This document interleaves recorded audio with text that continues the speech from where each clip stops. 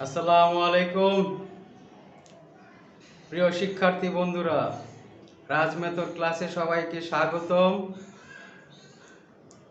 আজকে আমরা নবম দশম শ্রেণীর জ্যামিতি অনুশীলনীর আমরা একটা প্রবলেম সলিউশন করব। সেটা হচ্ছে অনুশীলনীর 9 নাম্বার প্রশ্নে যা উল্লেখ থাকবে সেটা হবে সাধারণ নির্বাচন। তো আমরা প্রথমে সাধারণ নির্বাচনটা দেখে নেই। সাধারণ নির্বাচনটা হচ্ছে ত্রিভুজ এবিসি এর বিসি বাহুর মধ্যবিন্দু ডি হলে প্রমাণ করো যে A B plus A C greater than 2AD। এ হচ্ছে আমাদের প্রশ্ন।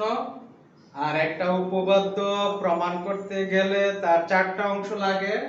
সাধারণ নির্বাচনটা হবে প্রশ্ন, বিশেষ নির্বাচনে এসে আমরা চিত্র দিব, বিশেষ নির্বাচন হবে চিত্র নির্ভর, আর সাধারণ নির্বাচনটা হবে চিত্রবিহীন, শুধু প্রশ্নটা। তো বন্ধুরা, আমরা সাধারণ নির্বাচনের আলোকে আমরা একটা ত্রিভুজ আঁকলাম এ বি সি, এই যে বিশেষ নির্বাচনের বরাবর। তো আমরা লিখতে পারি যে দেওয়া আছে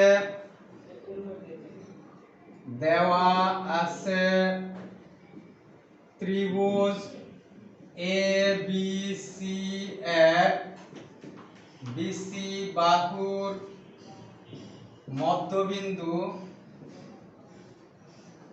বিসি বাহুর মধ্যবিন্দু কি দেওয়া আছে প্রশ্নে? ডি। তাহলে আমরা এই যে চিত্রে বিসি বাহুর ঠিক মাঝে মধ্যবিন্দু নির্ণয় করলাম ডি।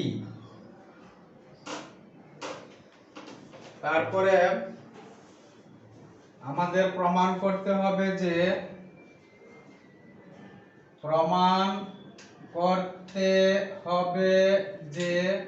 কি প্রমাণ করতে হবে? প্রমাণ করতে হবে A B plus A C greater than 2AD। এখন সাধারণ নির্বাচন আর বিশেষ নির্বাচন কমপ্লিট। এরপরে আমরা অঙ্কনে আসি। অঙ্কনে এসে আমাদের একটু কি করতে হবে? এই যে বিসি বাহুর মধ্যবিন্দু ডি, তাহলে এর সাথে ডি কি করতে হবে? যোগ করতে হবে। আমরা যোগ করে নেই।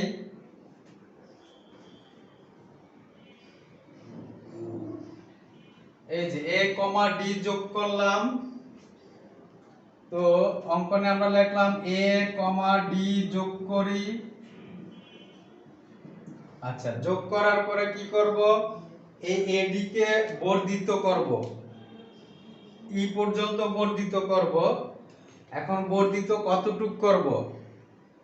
বর্ধিত ততটুক করব AD যতটুক ED হবে ততটুক। তাহলে আমরা AD কে একটু বর্ধিত করি, তবে এমন ভাবে বর্ধিত করতে হবে যেন AD এর সমান হয়। তো বন্ধুরা, AD যতটুক আমাদের এই ED হবে ততটুক, অর্থাৎ AD সমান সমান ED। এখনো কিন্তু আমাদের চিত্রটা কমপ্লিট হয় নাই, কেমন যেন একটু একটু মানে অসম্পূর্ণ। তাহলে বাকি কি অংশ রয়ে গেল? ই কমা সি আমাদের যোগ করতে হবে।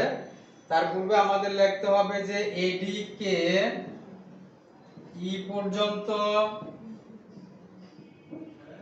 বর্ধিত করি। কতটুক বর্ধিত করি? যেন এডি সমান সমান হয় ইডি। এডি যতটুক ইডি হবে ঠিক ততটুক। তারপরে ই কমা সি যোগ করি। ই কমা সি যোগ করি। ই কমা সি যোগ করি। যোগ করাতে আমাদের একটা মোটামুটি পরিপূর্ণ একটা চিত্রে ফিগারে পরিণত হলো। এখন তাহলে সাধারণ নির্বাচন, বিশেষ নির্বাচন, অঙ্কন। নেক্সট ধাপে আমরা কি করব? প্রমাণ। একটা উপপাদ্যে চারটা অংশ: সাধারণ নির্বাচন, বিশেষ নির্বাচন, অঙ্কন, প্রমাণ। প্রমাণে এসে দুটো অংশ, একটা ধাপ আর একটা যথার্থতা। তা আমরা এই পাশে ধাপগুলো লিখব আর এর পাশাপাশি আমরা লিখব যথার্থতা। তো বন্ধুরা, এক নাম্বার ধাপে কি লেখা যায়? আমরা এখান থেকে একটা ত্রিভুজ নিব ABD। এই যে ত্রিভুজ ABD ও আরেকটা ত্রিভুজ নিব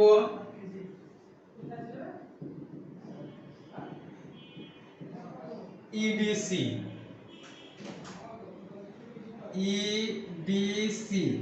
এই দুইটা ত্রিভুজকে আমরা কি করব? কনগ্রুয়েন্স অর্থাৎ সর্বসম তৈরি করব। এখন সর্বসম তৈরি করতে গিয়ে আমরা লিখতে পারি যে BD সমান সমান CD। এই যে BD যতটুক CD ততটুক, BD সমান সমান CD। তবে কেন সমান? এই জন্যই সমান যে D BC এর মধ্যবিন্দু। তাহলে আমরা যথার্থতা লিখব যেহেতু D BC এর কি বিন্দু? মধ্যবিন্দু। আর এই মধ্যবিন্দু হওয়ার কারণে BD সমান সমান CD। নেক্সট ধাপে আমরা লিখব AD সমান সমান DE। কেন সমান? কারণ অঙ্কনে আমরা বলে আসছি, এই যে অঙ্কনে AD সমান সমান ED। তাহলে ঠিক এই বরাবরে যথার্থতা হবে অঙ্কন অনুসারে।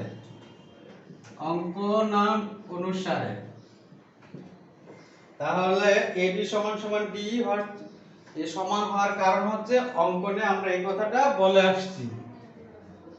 তারপরে অন্তর্ভুক্ত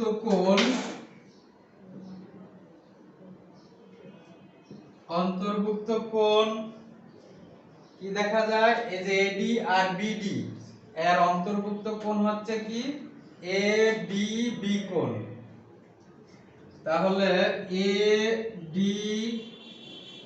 কোণ সমান সমান অন্তর্ভুক্ত কোণ হবে EDC। এই যে এই কোণটা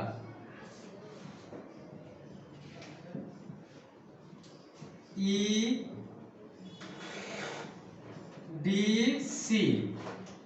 এখন এই যে দুইটা কোণ কেন সমান? কারণ তারা বিপ্রতীপ কোণ। কি কোণ?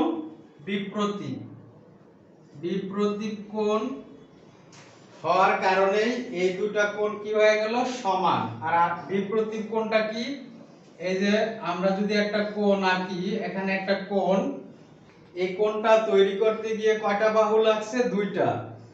দুইটা বাহু ঠিক এই জায়গায় মিলিত হয়ে একটা কোণ তৈরি করছে।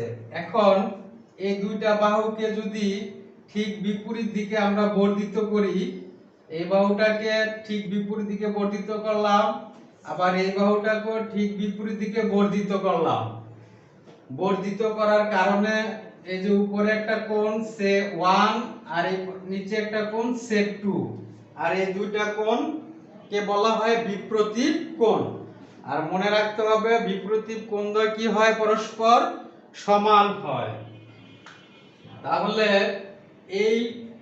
এই ব্যাখ্যা থেকে আমরা বলতে পারি কোণ ADB সমান হবে কোণ EDC। এই যে এখন দুইটা বাহু আর একটা কোণ, আমরা জানি যে দুইটা ত্রিভুজ সর্বসম হওয়ার শর্ত হচ্ছে কি? বাহু কোণ বাহু উপপাদ্য অনুযায়ী ত্রিভুজদ্বয় কি হয়? সর্বসম। যেহেতু এখানে দুই বাহু এবং অন্তর্ভুক্ত কোণ সমান, দ্যাট ইজ এই যে এখানে গাঢ় চিহ্নিত এই দুইটা ত্রিভুজ আমাদের কি হয়ে গেল? সমান সর্বসম হয়ে গেল। তাহলে আমরা লিখতে পারি ত্রিভুজ এ বি ডি সর্বসম, এই চিহ্নটা হচ্ছে সর্বসম। ত্রিভুজ ই ডি সি দুই বাহু এবং অন্তর্ভুক্ত কোণ সমান হলে ত্রিভুজদ্বয় হয় কনগ্রুয়েন্স, দ্যাট ইজ সর্বসম। আর যদি সর্বসম হয়ে যায় তখন অন্যান্য বাহুগুলো কি হয়ে যায়, সমান হয়ে যায়। তাহলে বাকি রইল কি, বাকি রইল বাহু এবি, আর এদিকে বাকি রইল বাহু ইসি। তাহলে এই দুটা বাহু কি হয়ে যাবে, সমান হয়ে যাবে। কেন সমান হয়ে যাবে, কারণ আমরা এই একটু আগে বলছি যে ত্রিভুজ এবিডি এবং ত্রিভুজ ইডিসি কি সর্বসম, আর সর্বসম হওয়ার কারণে এই এবি সমান সমান হয়ে গেল ইসি। এখন 2 নাম্বার ধাপে ধাপ 2 নাম্বার ধাপে এসে আমরা একটা ত্রিভুজ নিব। সেটা কি, সেটা হচ্ছে, আমরা এদিকে একটু পরিষ্কার করে দেখাই।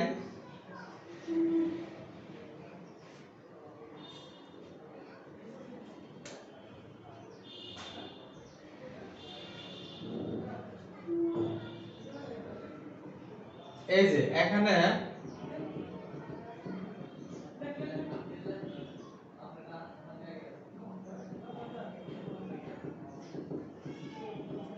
এই যে ত্রিভুজ এ ই সি, 2 নাম্বার ধাপে এসে আমরা লিখব ত্রিভুজ এ E C.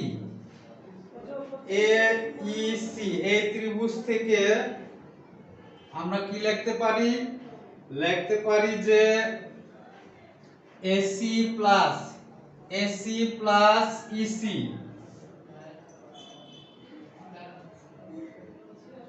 AC plus EC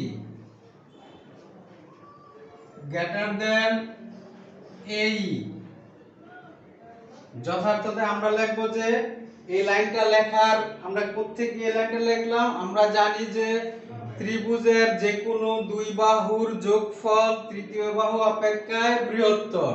তাহলে এ ই সি এই ত্রিভুজের মধ্যে দুইটা বাহু, একটা হচ্ছে এসি আর একটা হচ্ছে ইসি, এই দুইটা বাহুর যোগফল হবে তৃতীয় বাহু এই থেকে বড়। তো আমরা যথার্থতা লিখে নিব যে ত্রিভুজের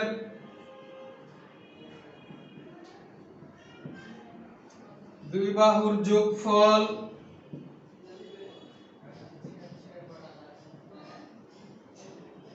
তৃতীয় বাহু অপেক্ষায় বৃহত্তর, তৃতীয় বাহু অপেক্ষায়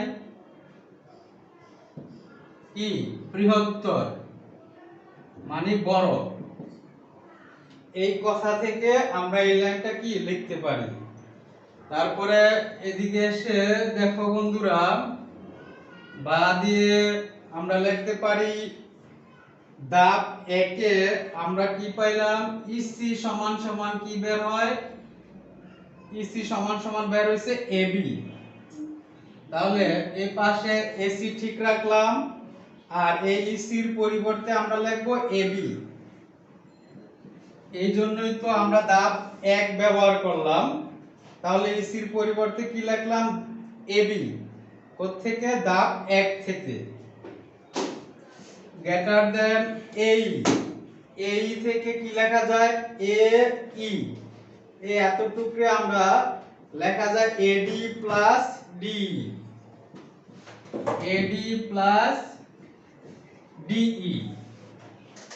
এই দুইটা যোগ করলে কি হয়, এই, সেজন্য এই এর পরিবর্তে আমরা লিখতে পারি এডি প্লাস ডি। তো এই পাশে এসে আমরা যথার্থতায় লিখব যে ধাপ 1 হতে